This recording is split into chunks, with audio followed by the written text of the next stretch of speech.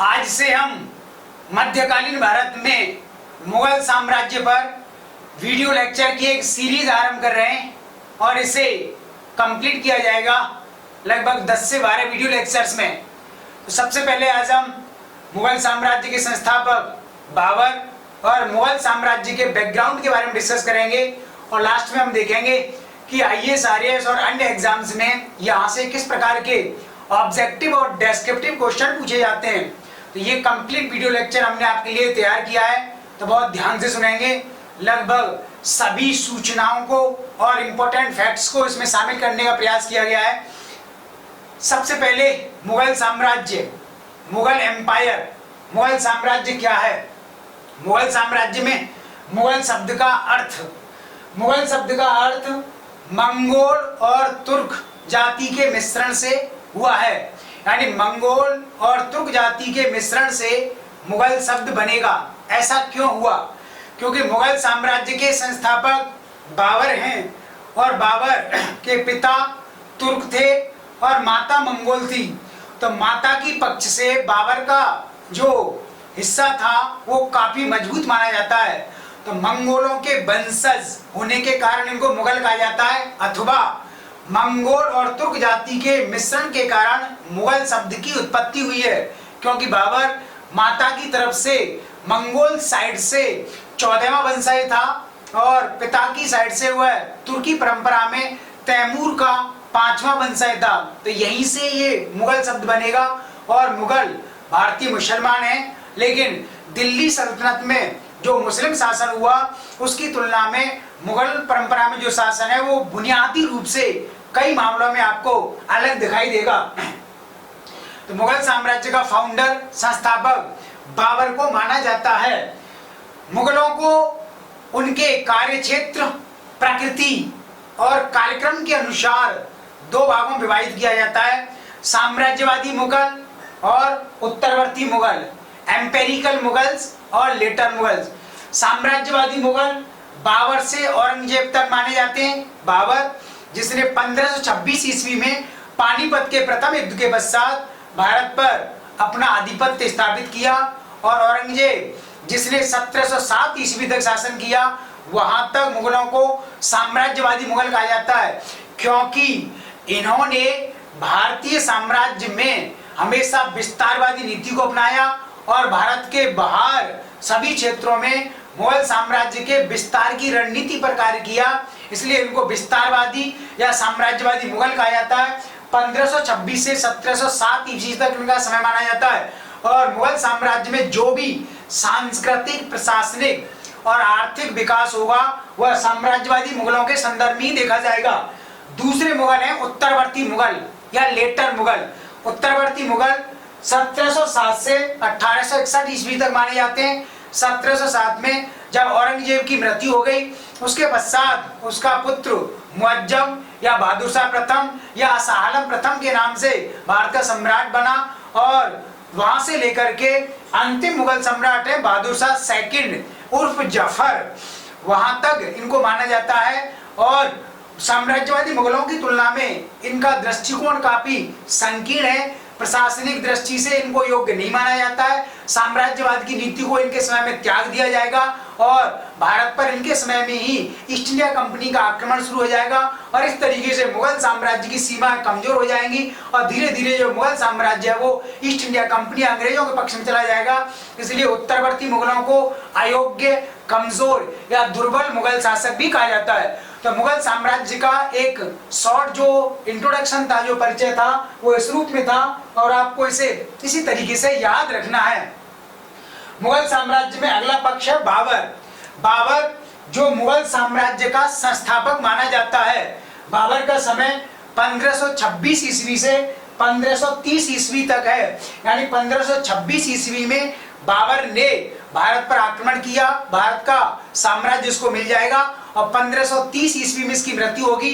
तब तक ये भारत पर शासन करेगा। अर्थात बाबर को भारत पर 4 वर्ष ही शासन करने का अवसर प्राप्त होगा।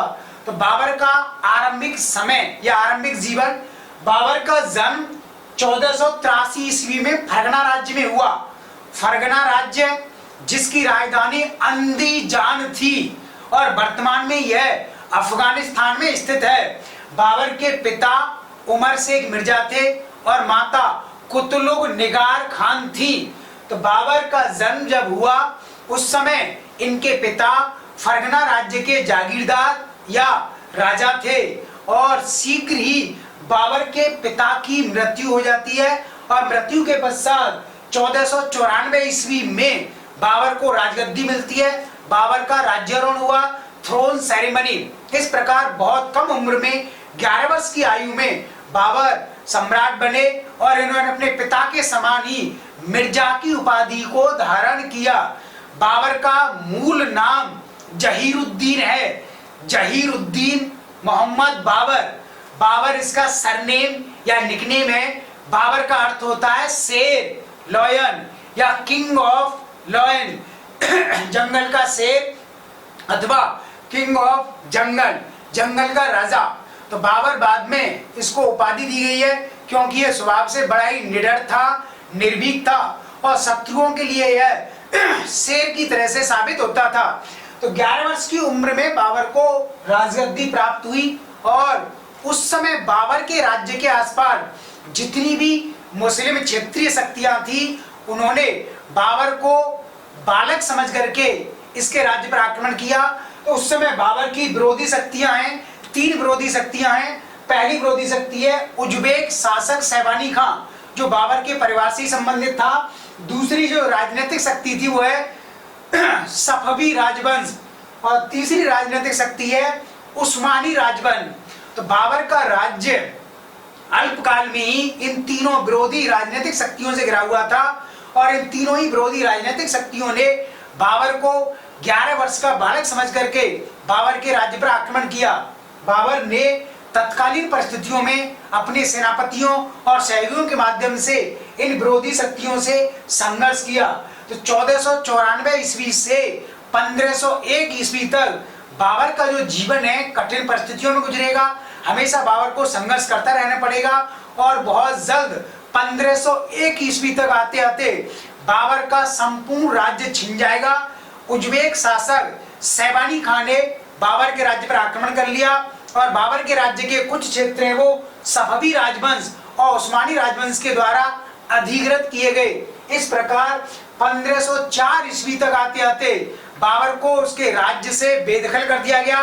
बाबर का राज्य छिन गया और इसके पश्चात बाबर का निर्वासन समय शुरू हुआ, एग्जाइल पीरियड या वनवास का समय बाबर का। क्योंकि बाबर का राज्य छिन जाने के पश्चात बाबर को अपने राज्य से आगे पूर्वी दिशा में अर्थात भारत की ओर गमन करना पड़ा और 1504 ईस्वी से लेकर के 1526 ईस्वी तक जब तक पानीपत के युद्ध में बाबर को विजय प्राप्त नहीं हो जाती तब तक उसे बाबर का निर्वासन का समय माना जाएगा। तो 1504 ईस्वी में बाबर ने काबुल की विजय की, यानी बाबर बड़ा ही साहसी था और 1504 ईस्वी में प्रतिकूल परिस्थितियों में इसने काबुल को जीत लिया और काबुल को जीतने के पश्चात इसने वहां स्वयं को अपना शासक घोषित कर दिया और एक छोटी सी सेना के माध्यम से विरोधी शक्तियों के खिलाफ वहां से शासन करता रहा। 1507 ईस्वी में बाबर ने काबुल के शासक के समय ही मिर्जा की उपाधि को त्याग दिया और पादशाह या बादशाह की उपाधि को धारण किया। जब इसने मिर्जा की उपाधि को त्यागा और पादशाह की उपाधि धारण की तब इसके स्पष्ट संकेत थे मुस्लिम परंपरा में। मिर्जा का अर्थ होता है शाही खून या शाही राजवंश का या रॉयल फैमिली का या शाही खानदान में उत्पन्न हुआ व्यक्ति। तो एक रॉयल टाइटल है मिर्जा जो मुस्लिम परंपरा में इसके पिता के द्वारा और अन्य पूर्वजों के द्वारा धारण की जाती थी। लेकिन मिर्जा का दूसरा अर्थ होता है प्रतिनिधि या किसी का डेप्यूटी रिप्रेजेंटेटिव्स। इसलिए बाबर ने जब काबुल का शासक बना 1507 ईस्वी में तो मिर्जा की उपाधि को त्याग करके बादशाह की उपाधि धारण की। इसका अर्थ होता है संप्रभु, सार्वभौमिक शासक, सॉवरेन एम्परर और रूलर। किसी का प्रतिनिधि नहीं होना, किसी का एजेंट नहीं होना। और यह साफ संकेत था कि बाबर भविष्य में खलीफा का प्रतिनिधि नहीं बनेगा और मुस्लिम परंपरा में किसी के अधीन शासन नहीं करेगा। इसलिए 1507 ईस्वी में ही काबुल के शासक के समय इसने जब बादशाह की उपाधि धारण की तब विरोधी शक्तियों ने इसे बहुत हल्के में लिया और बाबर को इमैच्योर शासक माना गया कि बाबर अभी परिपक्व शासक नहीं हुआ है। लेकिन बाबर का यह जो दृष्टिकोण था यह भविष्य में सही साबित होगा, यानी बाबर खलीफा को मान्यता नहीं देगा। दिल्ली के जो मुस्लिम सुल्तान थे उन्होंने भारत में जब शासन किया तो तब उन्होंने खलीफा के सुल्तान एजेंट प्रतिनिधि या डेप्यूटी के रूप में शासन किया, और बाबर जब भारत पर शासन करेगा तब वह खलीफा को मान्यता नहीं देगा, क्योंकि वह स्वयं को सम्राट या पादशाह कहेगा। पाद यानी पद, सहा यानी स्थायित्व, तो वो ये कहेगा कि मैं पृथ्वी पर अल्लाह खुदा का प्रतिनिधि हूँ, मैं खलीफा का प्रतिनिधि नहीं है। यही कारण है कि दिल्ली के सुल्तान भी मुसलमान थे और मुगल शासक भी मुसलमान थे। दिल्ली के सुल्तानों ने जहाँ ज्यादातर खलीफा को मान्यता दी, खलीफा से सर्टिफिकेट प्राप्त किया भारत पर शासन करने के लिए, वहीं मुगलों ने खलीफा को मान्यता नहीं प्रदान की, खलीफा से किसी प्रकार का सर्टिफिकेट प्राप्त नहीं किया। काबुल के शासक के दौरान ही बाबर ने भारत पर आक्रमण की रणनीति अपनाई।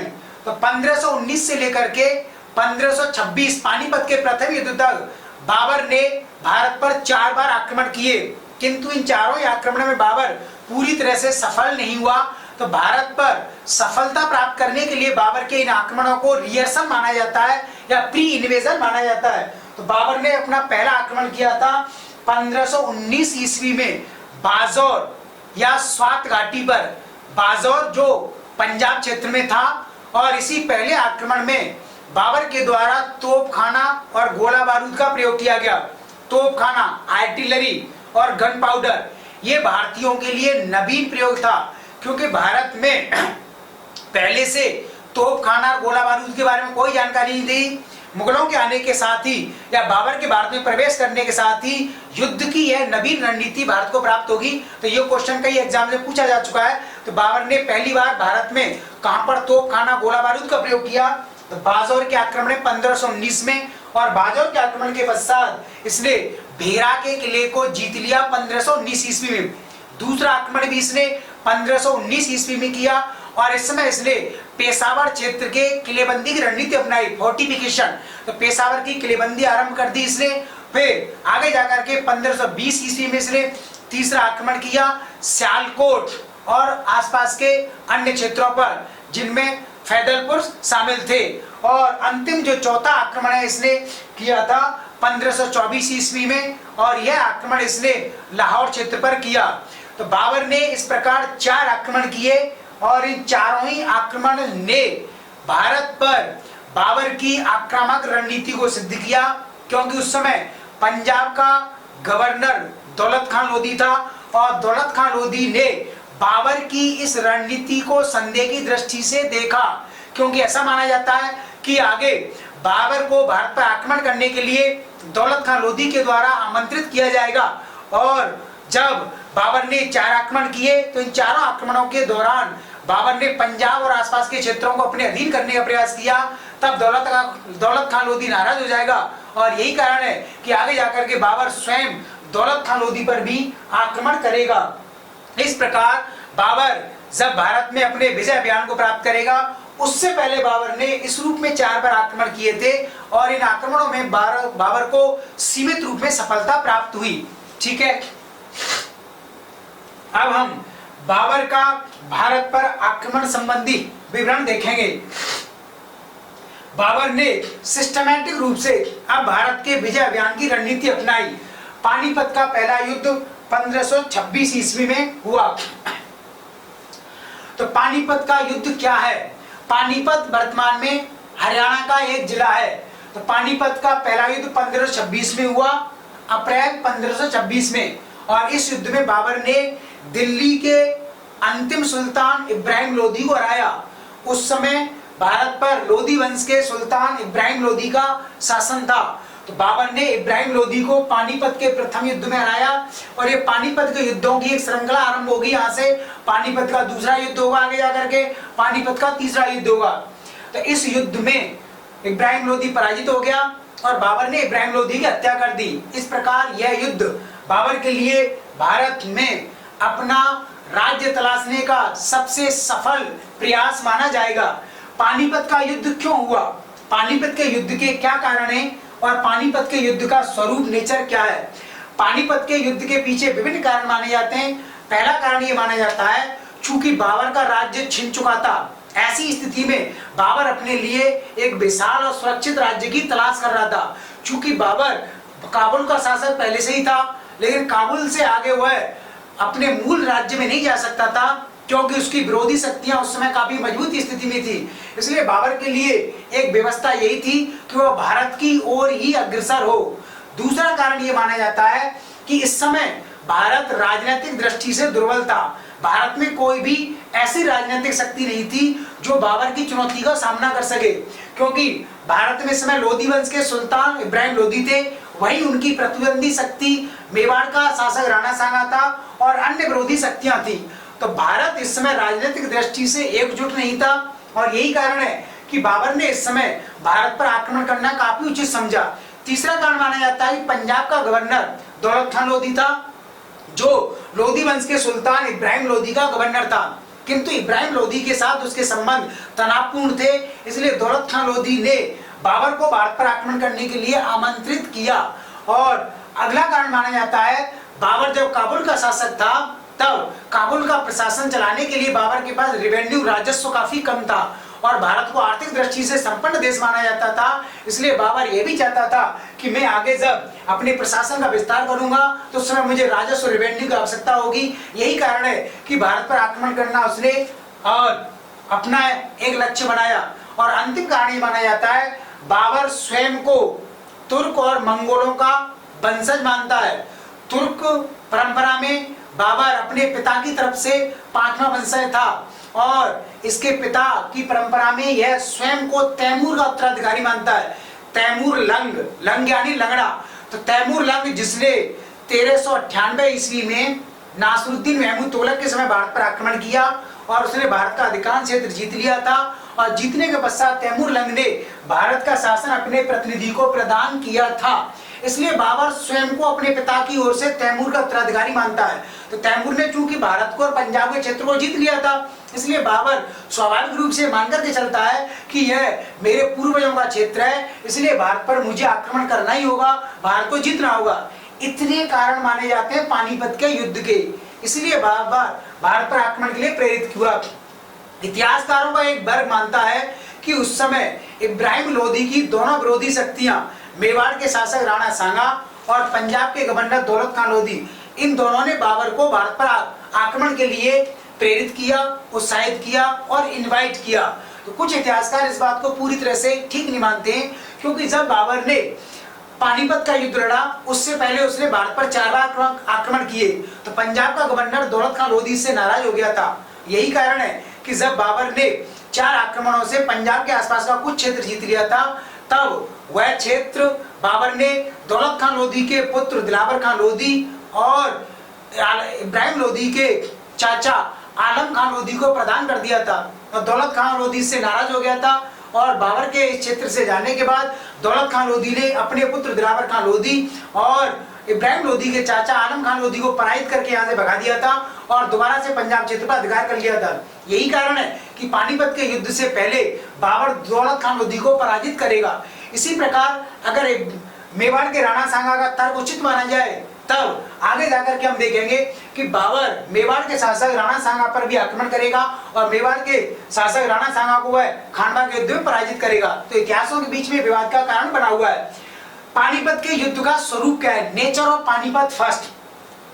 पानीपत के युद्ध के स्वरूप में हम ये जानेंगे कि क्या कारण है कि बाबर पानीपत के युद्ध में विजयी रहा और भारत की तत्कालीन राजनीतिक शक्तियां इस युद्ध में पराजित हो गई।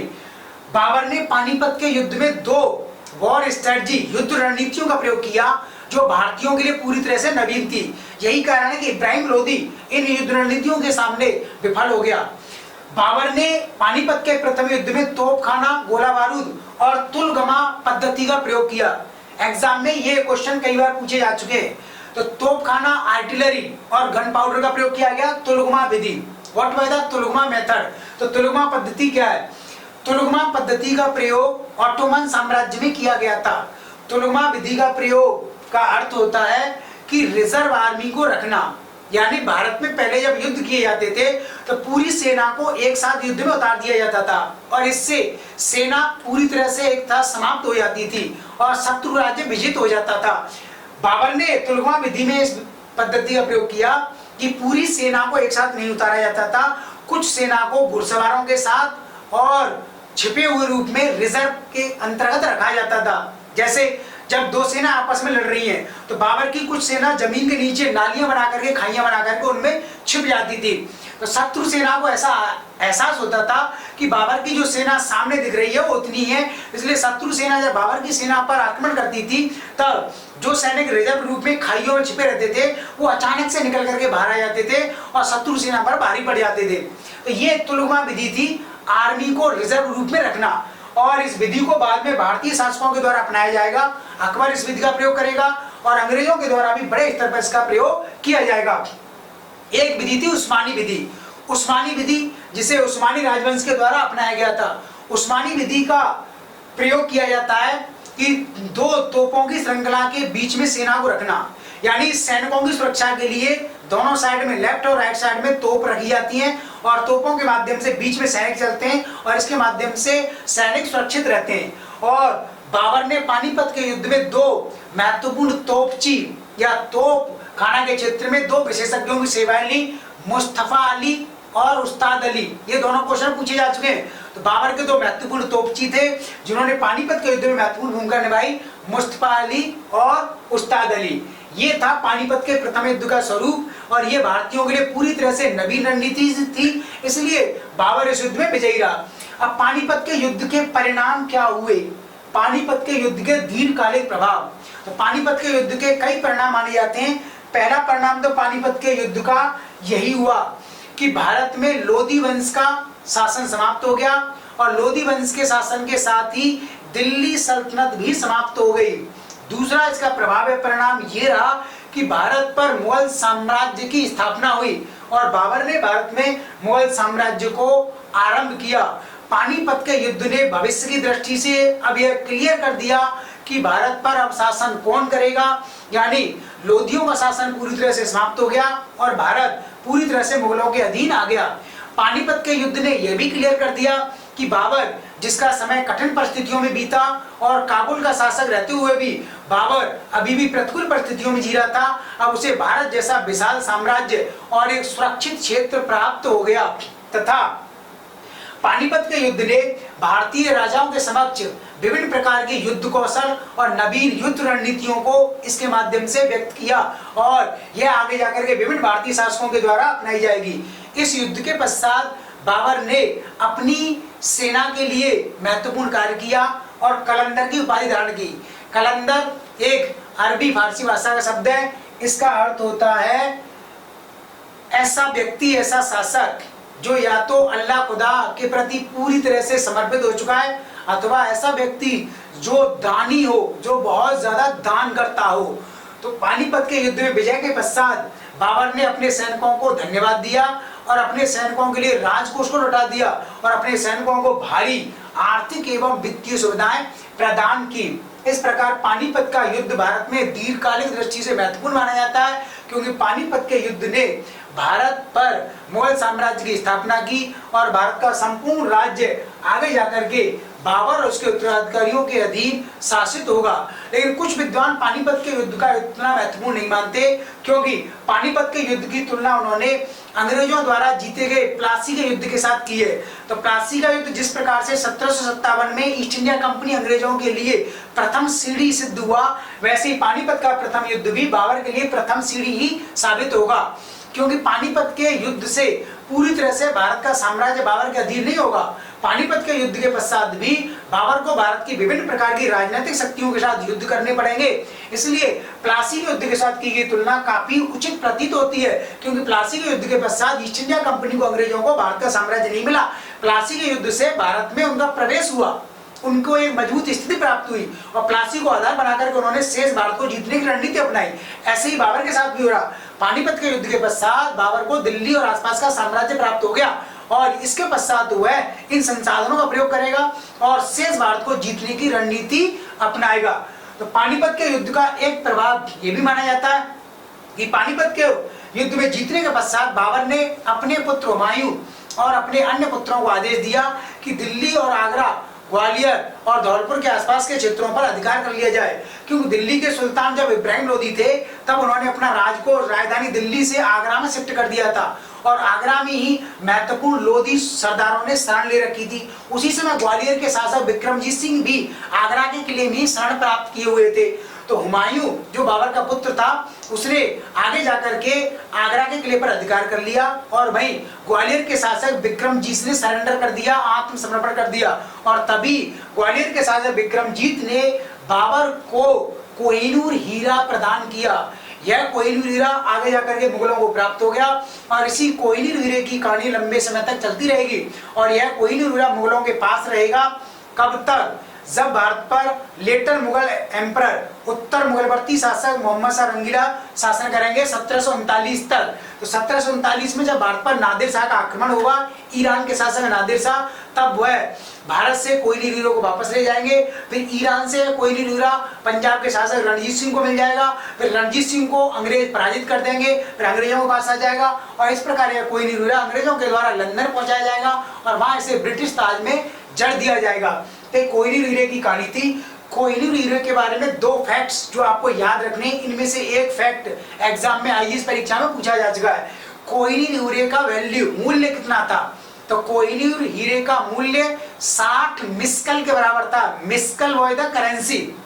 तो कोहिनूर हीरे का मूल्य 60 मिस्कल के बराबर था। और दूसरा, कोहिनूर हीरे के बारे में कहा जाता है कि इसका मूल्य इतना अधिक था कि इसके मूल्य से पूरे संसार के मानव को 2.5 दिन तक भोजन कराया जा सकता था। तो 60 मिस्कल और 2.5 दिन के भोजन वाली बात आपको याद रखनी है। इसके बाद बाबर ने खानवा का युद्ध किया। खानवा वर्तमान में राजस्थान के भरतपुर जिले में है और मेरा गृह जिला भी है। तो खानवा क्षेत्र में ही मेरा गांव पड़ता है। तो खानवा का युद्ध 1527 में हुआ, मार्च 1527 में। यह युद्ध बाबर और मेवाड़ के शासक राणा सांगा के मध्य हुआ।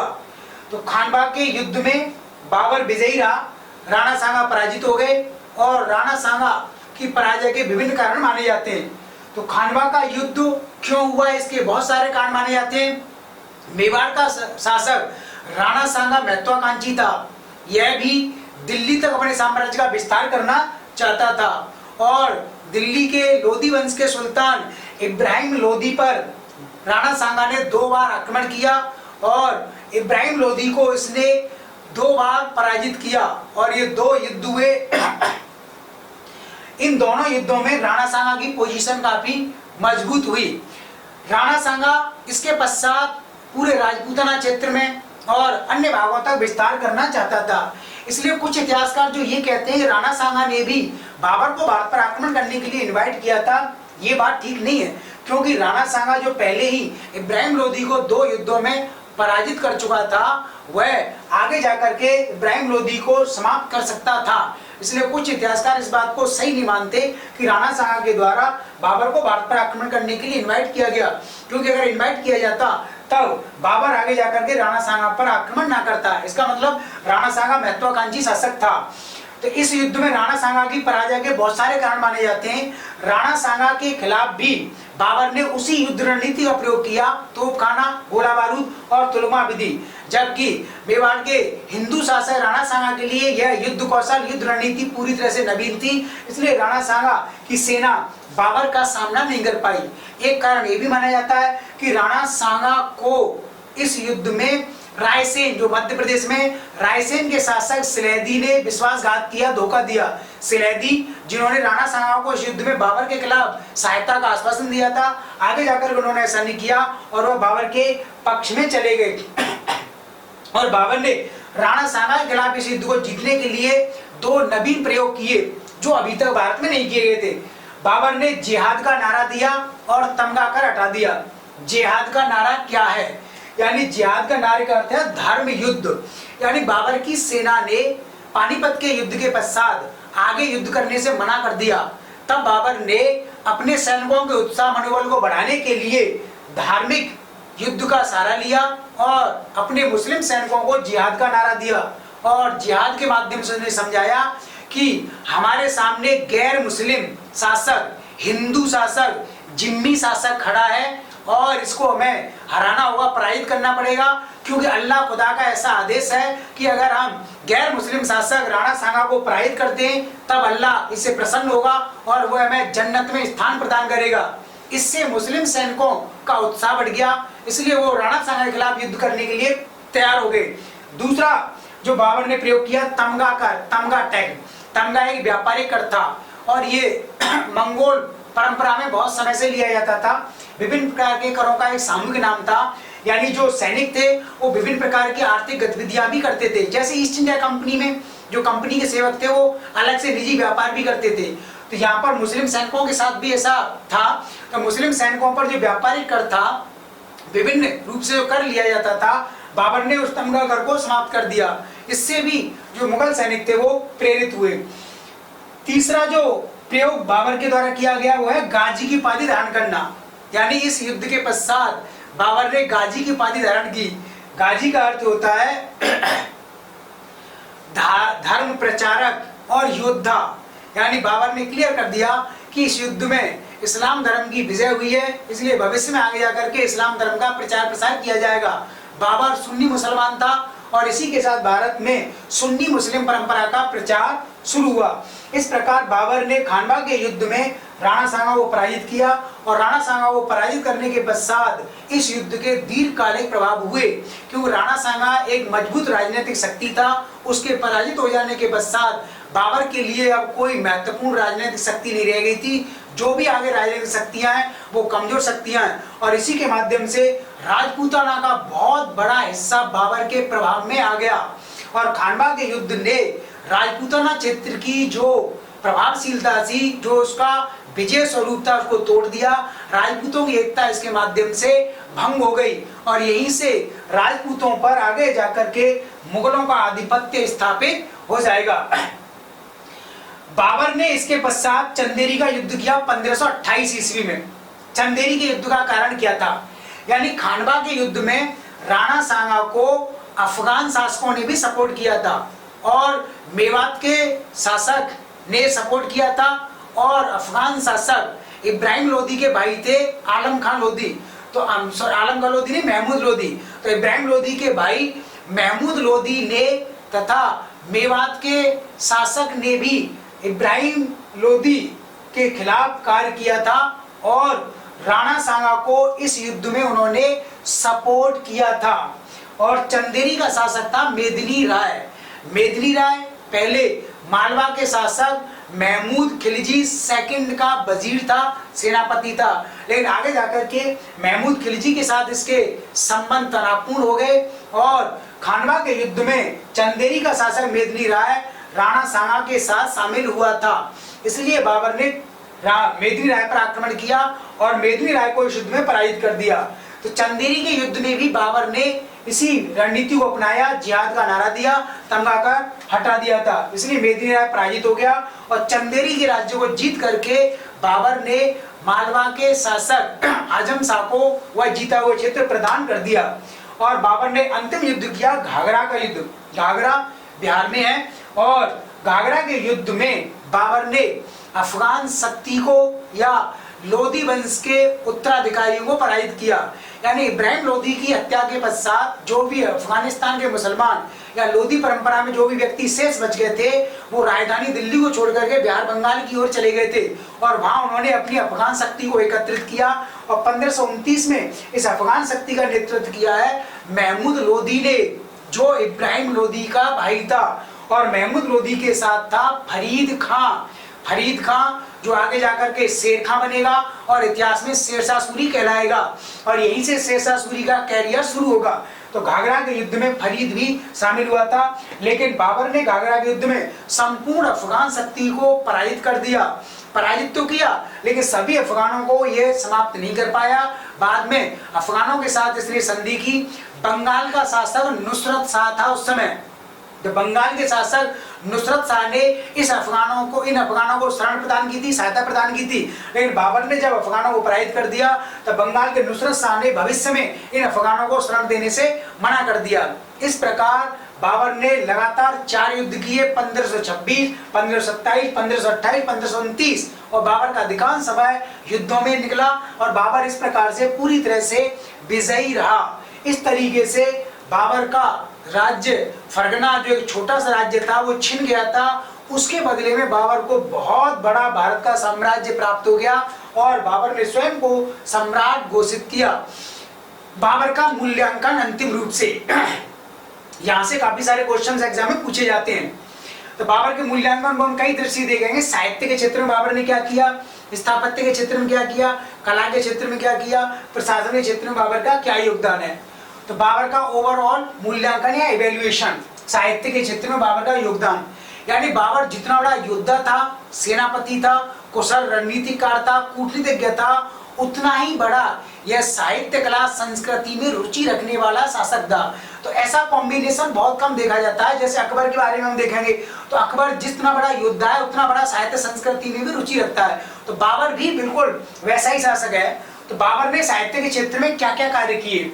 सबसे पहले बाबर ने आत्मकथा लिखने की परंपरा आरंभ की, ऑटोबायोग्राफी, आत्मकथा या जीवनी। तो बाबर पहला मुगल सम्राट है जिसने अपनी आत्मकथा लिखी, अपने हाथों से स्वयं लिखी, और इस आत्मकथा को उसने लिखा है तुर्की भाषा में, और आत्मकथा का नाम है बाबरनामा या तुजुक ए बाबरी या बाकियात ए बाबरी। तो ध्यान रखेंगे, ये क्वेश्चन कई एग्जाम में पूछा जा चुका है। बाबर ने अपनी आत्मकथा तुर्की भाषा में लिखी, फारसी भाषा में, अरबी भाषा में नहीं लिखी है, टर्किश लैंग्वेज तुर्की भाषा में लिखी, क्योंकि बाबर स्वयं को अपनी माता की तरफ से चगताई तुर्क कहता है कि मैं चगताई तुर्क हूं, क्योंकि चंगेज खान का दूसरा पुत्र था चगताई, और इसी पुत्र की संतान थी इसकी मां कुतुलुग निगार खान, इसलिए बाबर स्वयं को चगताई कहता है। और तुर्क कौन है, इसके पिता तुर्क थे, तैमूर की परंपरा में इसके पिता पैदा हुए 5वीं पीढ़ी में जाकर के, इसलिए बाबर स्वयं को चगताई तुर्क कहता है। और चगताई तुर्की भाषा में ही इस आत्मकथा को लिखा गया। तुजुक का अर्थ क्या है यहाँ पर, तुजुक का अर्थ होता है नियम, कायदे, कानून, परंपराएं। तो बाबर इसमें ये बता रहा है कि मैंने क्या क्या नियम अपनाए, क्या क्या शैली अपनाई, तुजुक ए बाबरी। और बाकियात ए बाबरी, बाकियात का अर्थ होता है संदर्भ, विवरण। तो बाबरनामा में बाबर विभिन्न प्रकार के संदर्भ और विवरण बता रहा है। तो ये पूरा विवरण आपको ध्यान रखना है, एग्जाम में पूछा जाता है। अगली इंपॉर्टेंट बात जो एग्जाम में पूछी जाती है, बाबरनामा में बाबर ने भारत की 7 राजनीतिक शक्तियों का उल्लेख किया है, 7 पॉलिटिकल पावर, जिसमें 2 हिंदू शासक हैं और 5 मुस्लिम शासकों का उल्लेख किया है। ये क्वेश्चन आ चुका है। बाबरनामा में बाबर ने किन राजनीतिक शक्तियों का उल्लेख नहीं किया है, तो 2 हिंदू शासकों का उल्लेख किया है, जिनमें मेवाड़ के शासक राणा सांगा और विजयनगर के राजा कृष्णदेवराय। और विजयनगर के राजा कृष्णदेवराय की इसने काफी प्रशंसा की है और उसे महान राजा बताया है। और 5 जो मुस्लिम शासक हैं उनमें दिल्ली का शासक इब्राहिम लोदी, बंगाल का शासक नुसरत शाह, गुजरात का शासक बहादुर शाह और मालवा का शासक महमूद खिलजी द्वितीय। ये शक्तियां इसके द्वारा उस समय व्यक्त की गई हैं। तो ये आपको पूरा ध्यान रखना है। अगली बात जो आपको याद रखनी है, बाबरनामा तुर्की भाषा में, लेकिन मुगल साम्राज्य की जो राजकीय भाषा है, आम बोलचाल की भाषा फारसी रहेगी। तब आम नागरिक इस बाबरनामा को नहीं पढ़ सकता था, तुर्की भाषा में थी, इसलिए इस बाबरनामा का आगे जाकर के अंग्रेजी भाषा में, फारसी भाषा में, उर्दू भाषा में अनुवाद किया गया। और यहाँ से क्वेश्चन पूछा जाएगा, अंग्रेजी भाषा में पहला अनुवाद हुआ बाबरनामा का लेडन एवं इर्स्किन के द्वारा। ध्यान रखेंगे, फर्स्ट ट्रांसलेशन लेडन एवं इर्स्किन के द्वारा हुआ है, और दूसरा अंग्रेजी में अनुवाद हुआ है श्रीमती हेनरी बेवरिज या श्रीमती A.S. बेवरिज। तो इसमें एक अंतर ये है, आपको ध्यान रखना है कि पहला अंग्रेजी में अनुवाद लेडन एवं इर्स्किन ने जब किया, तब उन्होंने फारसी भाषा में जो अनुवाद हो गया था उसका अंग्रेजी में अनुवाद किया, लेकिन A.S. बेवरिज ने जो अनुवाद किया है वो डायरेक्ट तुर्की भाषा से अंग्रेजी में अनुवाद हुआ। यही क्वेश्चन पूछा गया है कि डायरेक्ट तुर्की भाषा से अनुवाद अंग्रेजी में किया गया, तो ऑप्शन में लेडन इर्स्किन भी है, A.S. बेवरिज भी है। तो आपको A.S. बेवरिज लगाना है क्योंकि उन्होंने डायरेक्ट तुर्की भाषा से किया है। बाबरनामा का फारसी में अनुवाद किया गया है पायंदा खान, पायंदा खान और अब्दुल रहीम खाने खाना तथा शेख जैन के माध्यम से, और उर्दू भाषा में इसका अनुवाद किया गया है नासरुद्दीन हैदर के द्वारा। तो ध्यान रखेंगे, बाबरनामा पर इतने सारे क्वेश्चंस पूछे जाते हैं। अगला, बाबर ने दीवान एवं मुवैयान की परंपरा आरंभ की। दीवान का अर्थ होता है फारसी भाषा में काव्य लिखने की शैली, यानी काव्यों को लिखने की शैली को दीवान कहा जाता है। जैसे गजल गायन, तो गजलों का कलेक्शन आगे जाकर के दीवान कहलाएगा। और मुवैयान का अर्थ होता है कविता का संग्रह, कलेक्शन ऑफ पोएट्रीज। तो कविता लेखन की शैली है, उसे इसने मुवैयान नाम दिया।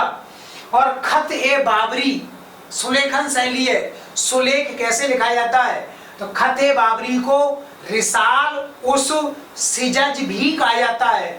तो बाबर ने साहित्य के क्षेत्र में इतना वर्क किया है। बाबर ने उस समय मध्य एशिया के सभी तुर्की, अरबी, फारसी भाषा के विद्वानों, कवियों को अपने राज्य में शरण प्रदान की और विभिन्न प्रकार का इतिहास लिखने का आदेश दिया, और स्वयं भी अपने हाथों से बहुत सारा लिटरेचर लिखा है। इसका मतलब बाबर जितना बड़ा योद्धा है उतना बड़ा ही कवि, विद्वान और साहित्य के क्षेत्र में रुचि रखने वाला शासक भी था। अगला बाबर का योगदान है स्थापत्य के क्षेत्र में, कंट्रीब्यूशन इन आर्किटेक्चर। तो बाबर ने स्थापत्य कला के क्षेत्र में काफी महत्वपूर्ण कार्य किया है। तो भारत में इसने विभिन्न प्रकार की बिल्डिंग्स, इमारतें बनवाई। 3 मस्जिद इसने बनवाई है। बाबरी मस्जिद अयोध्या में, अयोध्या उत्तर प्रदेश का जिला है, तो बाबरी मस्जिद बनवाई गई इसके सेनापति मीर बाकी के द्वारा। तो बाबरी मस्जिद के संबंध में विवाद ये है कि बाबरी मस्जिद को जब बनवाया गया तब अयोध्या में भगवान राम के मंदिर को तोड़ा गया और उसके ऊपर बाबरी मस्जिद को बनाया गया, और बाद में फिर 1991 में बाबरी मस्जिद को तोड़ दिया गया भारतीय शासकों के द्वारा, और वहीं से विवाद उत्पन्न हो गया और अभी तक ये विवाद बना हुआ है। इसके बाद बाबर ने 2 मस्जिद और बनवाई, हरियाणा के पानीपत जिले में काबुली बाग मस्जिद और रुहेलखंड के संभल क्षेत्र में जामी मस्जिद। और इसने फारसी ईरानी शैली पर बाग, गार्डन, उद्यान बनाए जाने की परंपरा आरंभ की, और 2 उद्यान बाग बनवाए इसने, बाग स्थापित कराए, आराम बाग आगरा में और जहारा बाग लाहौर में। तो आराम बाग और जहारा बाग इसने स्थापित किए, और एक गार्डन बनाए जाने की परंपरा बाबर से आरंभ होगी, और आगे जाकर के इसके उत्तराधिकारियों और अन्य मुगल शासकों द्वारा गार्डन परंपरा पर बहुत ज्यादा ध्यान दिया जाएगा। जो भी मुगल आर्किटेक्चर हमको दिखाई देगा उसमें गार्डन का बहुत बड़ा रोल है।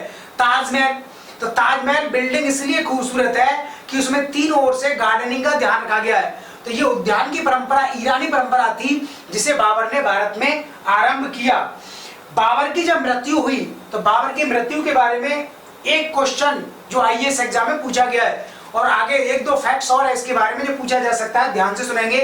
बाबर की मृत्यु 1530 ईस्वी में लाहौर में हुई, और बाबर की इच्छा के अनुरूप इसे बाद में आरामबाग आगरा में लाया गया। तो इसकी डेड बॉडी को आगरा के आरामबाग में रखा गया, और उसके पश्चात इसे अंतिम रूप से वहां से कई वर्षों के पश्चात काबुल में दफनाया गया। तो बाबर का मकबरा काबुल में है, काबुल जो अफगानिस्तान की राजधानी है। तो डेथ लाहौर में हुई, और इसे काफी लंबे समय तक आगरा के आरामबाग में रखा गया, और बाद में फाइनली इसे काबुल में दफनाया गया। तो काबुल में इसका मकबरा है। बाबर ने अपने जीवन काल में घोषणा कर दी थी कि मेरे मकबरे को सादगी संपन्न बनाया जाए, किसी प्रकार की चित्रकारी पेंटिंग नहीं हो, उसमें गुम्बद का प्रयोग ना किया जाए। तो ऐसा ही है, कोई पेंटिंग का प्रयोग नहीं किया गया है, गुम्बद का प्रयोग इसमें नहीं किया गया है।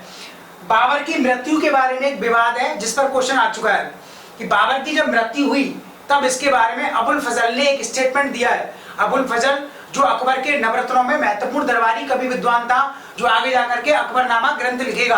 अबुल फजल ने यह कहा है कि बाबर की मृत्यु नहीं हुई थी। बाबर का पुत्र, बड़ा पुत्र हुमायूं था। तो बाबर का बड़ा पुत्र हुमायूं, जिसे बाबर बहुत स्नेह करता था, प्रेम करता था, तो हुमायूं जब बीमार पड़ गया तब उस समय के वैद्यों ने यह कह दिया था हुमायूं के प्राण बचने वाले नहीं है। तब बाबर ने प्रार्थना की अल्लाह खुदा से, और हुमायूं बीमार पड़ा हुआ था, बिस्तर पर लेटा हुआ था। तो बाबर ने उसके चारों ओर परिक्रमा की और अल्लाह खुदा से प्रार्थना की कि मेरे पुत्र हुमायूं की बीमारी मेरे शरीर में आ जाए, और ऐसा ही हुआ। हुमायूं की बीमारी बाबर के शरीर में आ गई, फिर बाबर बीमार पड़ गया, बाबर की मृत्यु हो गई। ये पूरी की पूरी घटना अबुल फजल ने अकबर के समय में अकबरनामा ग्रंथ में लिखी है। यही क्वेश्चन इसमें आ गया है, आईएएस एग्जाम में पूछ लिया है, तो ध्यान रखेंगे। अगला जो विवाद है इसकी मृत्यु का वो है बाबर की पुत्री गुलबदन बेगम। तो बाबर की पुत्री है गुलबदन बेगम, इसने अपने भाई हुमायूं के समय में एक ग्रंथ लिखा हुमायूं नामा, और इस ग्रंथ में गुलबदन बेगम ने बताया है कि मेरे पिता बाबर की मृत्यु नहीं हुई थी, मेरे पिता बाबर को उनके नजदीकी व्यक्तियों ने, सरदारों ने जहर दिया था, विष दिया था। तो ये भी काफी डिस्प्यूटेड माना जाता है कि बाबर की पुत्री गुलबदन बेगम ने हुमायूं नामा ग्रंथ जो लिखा, तो हुमायूं नामा ग्रंथ में इसने अपने पिता की मृत्यु का कारण नजदीकी व्यक्तियों, सरदारों, अधिकारियों के द्वारा विष दिया जाना बताया गया है। तो ये क्वेश्चन भविष्य में पूछा जा सकता है, ध्यान रखेंगे। बाबर चित्रकला में बहुत रुचि रखता था, पेंटिंग्स, ये बात हमको कैसे पता लगती है? बाबर ने जब अपनी आत्मकथा लिखी बाबर नामा, तब बाबर नामा में इसने उल्लेख किया है कि अल्लाह खुदा ने अगर मुझे समय दिया होता तब मैं पेंटिंग्स के क्षेत्र में भी कार्य करता, क्योंकि बाबर की मृत्यु 4 साल में हो गई। तब इसने बाबर नामा में उस समय सिराज, मध्य एशिया के महान चित्रकार बिहजाद का उल्लेख किया है।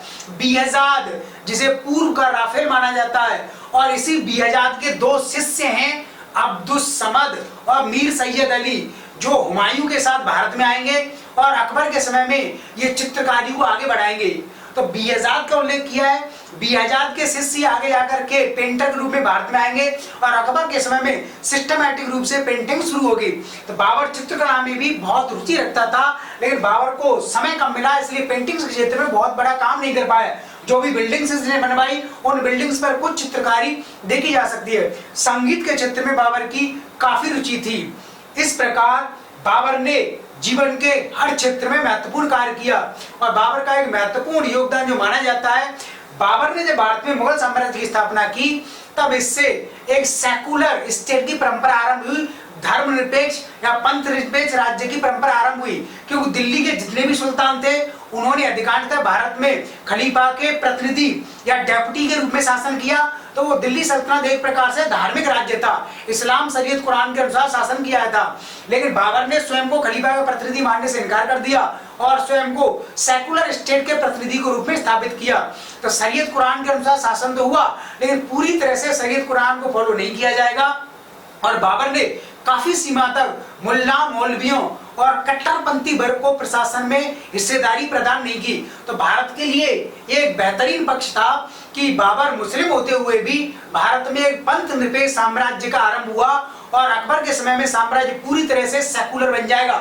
अकबर हिंदू मुस्लिम में किसी प्रकार का भेदभाव नहीं करेगा। तो बाबर का इस क्षेत्र में काफी महत्वपूर्ण योगदान माना जाता है। और आगे जाकर के बाबर के कारण ही भारत का जो संपर्क है, राजनीतिक आर्थिक संपर्क सेंट्रल एशिया, मध्य एशिया के साथ हुआ। काबुल और कंधार जो बाबर के मूल राज्य में थे, और इन्हें आगे जाकर के मुगल साम्राज्य की 2 आंख माना जाएगा, काबुल कंधार। लेकिन बाबर जब भारत में आ गया तब काबुल कंधार ये मध्य एशिया की शक्तियों के द्वारा छीन लिए जाएंगे। इसलिए जितने भी मुगल सम्राट आएंगे बाबर के पश्चात, वो सभी काबुल कंधार को जीतने का प्रयास करेंगे, और फाइनली औरंगजेब के समय में कंधार मुगलों के क्षेत्र से बाहर हो जाएगा। तो काबुल और कंधार सेंट्रल एशिया तक और यहाँ से ट्रांस यूरोप तक भारतीय व्यापारियों को व्यापार करने का क्षेत्र प्राप्त होगा, और मध्य एशिया से बहुत सारा व्यापार और विभिन्न प्रकार की नवीन शैलियां उस समय भारत में प्रवेश कर जाएगी। इस प्रकार मुगल साम्राज्य में बाबर से संबंधित ओवरऑल इंफॉर्मेशन ये थी जो आपको याद रखनी है। तो यहाँ से विभिन्न प्रकार के क्वेश्चन आईएएस, आरएएस और विभिन्न प्रकार की परीक्षा में पूछे जा सकते हैं। जितना भी विवरण दिया गया है इसको आप फैक्चुअल जानकारी के रूप में याद रखेंगे। कॉन्सेप्ट के रूप में जो क्वेश्चन आईएएस एग्जाम में पूछे जाते हैं उसमें वही कि बाबर का बैकग्राउंड आपको पूरा याद रखना है। बाबर का राज्य फरगना था, राज्य अंदीजान था। 11 वर्ष की उम्र में वो वहां पर मिर्जा बनता है, मिर्जा की उपाधि को त्याग दिया। 5 साल की उपाधि धारण की, उसके क्या मायने थे, बाबर को अपना राज्य क्यों त्यागना पड़ा, कौन कौन सी कॉन्ट्रेरी पावर थी, वो पूरा आपको ध्यान रखना है। बाबर ने जब भारत पर आक्रमण किया 1526 में, उससे पहले उसने 4 बार आक्रमण किया था। पहली बार गोला बारूद तोपखाने का प्रयोग कहाँ किया गया, और पंजाब के गवर्नर दौलत खान लोधी के साथ उसका क्या डिस्प्यूट था, ये पूरी की पूरी जानकारी आपको याद रखनी है। इसी प्रकार पानीपत के युद्ध में बाबर की विजय के कारण क्या थे, बाबर ने जो नवीन तकनीक अपनाई उसने किस प्रकार बाबर को भारत की राजनीतिक शक्तियों पर बढ़त प्रदान की। बाबर ने नवीन शैली के रूप में आगे जाकर के जिहाद का नारा दिया तमगा कर हटाया, गाजी की उपाधि धारण की और इसे व्यापक रूप में अन्य मुस्लिम शासकों के द्वारा भी अपनाया जाएगा। तो भारतीय राजनीतिक शक्तियां किस तरीके से पराजित हुई और बाबर लगातार विजित होता गया, तो ये पूरा का पूरा कॉन्सेप्ट आपको याद रखना है। बाबर का जो कंट्रीब्यूशन है साहित्य के क्षेत्र में, बाबरनामा पर जितना भी स्पीच मैंने आपको दिया है, एक एक पॉइंट आपको याद रखना है, इस पर रेगुलर क्वेश्चन पूछा जाता है। इसी प्रकार बाबर का जो कंट्रीब्यूशन है, कहाँ कहाँ इसने मस्जिद बनवाई, वहां पर क्या क्या योगदान था, और ये बाग वाला क्वेश्चन आ चुका है, जहारा बाग, आराम बाग, बाबर के मकबरे की पूरी कहानी और बाबर की मृत्यु के बारे में जो भी डिस्क्रिप्शंस है, ये आपको पूरी तरह से याद रखना है। ठीक है, जो मेंस में क्वेश्चंस पूछे जाते हैं आईएएस आरएस में, उसमें आप इस प्रकार से क्वेश्चन देख सकते हैं। आरएएस एग्जाम में शॉर्ट क्वेश्चन भी पूछे जा सकते हैं, उसमें आ सकता है पानीपत का युद्ध 1526 15 शब्द में लिखवा सकता है, पानीपत के युद्ध के कारण, पानीपत के युद्ध का स्वरूप, पानीपत के युद्ध के परिणाम, इस पर क्वेश्चन आ सकता है। जिहाद का नारा दिया, इसका अर्थ पूछ सकता है। गाजी की उपाधि धारण की, इसका अर्थ पूछा जा सकता है। बाबर ने मिर्जा की उपाधि को त्याग दिया, इससे आप क्या समझते हैं। बाबर ने पातशाह की उपाधि को धारण किया, इससे आप क्या समझते हैं। 50 शब्द में आ सकता है। बाबरनामा पर टिप्पणी लिखिए, तुझ के बाबरी या बाकियाते बाबरी का संदर्भ बताइए। दीवाने में मुबैयान क्या था, स्थापत्य के क्षेत्र में बाबर का योगदान क्या था। तो आईएएस एग्जाम में इस प्रकार के क्वेश्चन पूछे जा सकते हैं। आईएएस एग्जाम में थोड़ा सा डेप्थ में और ज्यादा कॉन्सेप्ट वाले क्वेश्चन पूछे जाएंगे। बाबर द्वारा भारत पर तत्कालीन परिस्थितियों में आक्रमण किया जाना व्यवस्था था या भारत की तत्कालीन राजनीतिक परिस्थितियों ने बाबर को आक्रमण के लिए प्रेरित किया। और व्यवस्था था, तो व्यवस्था को पहले क्लियर कीजिए। व्यवस्था क्या थी, सेंट्रल एशिया में बाबर के खिलाफ विरोधी शक्तियां और भारत की तत्कालीन राजनीतिक परिस्थितियां क्या थी। अगला, पानीपत के युद्ध ने भारत के भाग्य का फैसला किया या लोधियों के भाग्य का फैसला किया। पानीपत के युद्ध ने भारत में मुगल साम्राज्य की स्थापना की। तो आप इसमें बता देंगे, बाद में इसकी आलोचना भी आपको करनी पड़ेगी, क्योंकि पानीपत के युद्ध से पूरी तरह से मुगल साम्राज्य स्थापित नहीं हुआ, क्योंकि पानीपत के युद्ध के पश्चात भी बाबर को खानवा का युद्ध, चंदेरी का और घाघरा का युद्ध लड़ना पड़ा। इसलिए आप इसमें क्रिटिसिज्म का ध्यान रखेंगे। पानीपत का युद्ध की तुलना की जाती है प्लासी युद्ध के समान, कि पानीपत का युद्ध बाबर के लिए भारत में मुगल साम्राज्य की स्थापना के लिए प्रथम सीढ़ी साबित हुआ। क्या आप इस मत से सहमत हैं। पानीपत के युद्ध के दीर्घकालिक प्रभाव क्या क्या हुए, क्या पानीपत के युद्ध ने भविष्य में मुगल साम्राज्य की नींव का कार्य किया, पानीपत के युद्ध ने भविष्य में अगर अन्य मुगल शासकों के लिए मील के पत्थर का कार्य किया या एक लकीर खींची। इस प्रकार से इसको आप देखेंगे। क्या कारण है कि बाबर के द्वारा भारत में विजय अभियान के लिए विभिन्न प्रकार की सैनिक और युद्ध कौशल रणनीतियों को अपनाया गया और इसके साथ साथ उसने धार्मिक प्रतीकों का प्रयोग भी किया। इस प्रकार के क्वेश्चन आ सकते हैं। ऐसे भी क्वेश्चन पूछे जा सकते हैं कि बाबर न केवल एक कुशल योद्धा, महान रणनीतिकार और युद्ध कौशल में प्रवीण शासक था, अपितु वह उतना ही महान शासक था साहित्य कला के क्षेत्र में रुचि रखने वाला। इस प्रकार के क्वेश्चंस आईएएस एग्जाम में पूछे जा सकते हैं। ठीक है, तो बाबर के बारे में इतनी सारी जानकारी थी। इसके बाद देयर इज नो पॉइंट, कोई भी पॉइंट्स नहीं है। जो इन्फॉर्मेशन दी गई है दैट इज कंप्लीट, इसको आप याद कर लीजिए। इसके बाद एक भी क्वेश्चन नहीं बनता। आगे मैं इस पर ऑब्जेक्टिव क्वेश्चन आईएएस आरएएस के अकॉर्डिंग प्रस्तुत करेंगे और मेंस में क्या क्या क्वेश्चन पूछे जा सकते हैं आईएएस आरएएस में, वो आपके समक्ष प्रस्तुत किए जाएंगे। ठीक है, थैंक यू, धन्यवाद।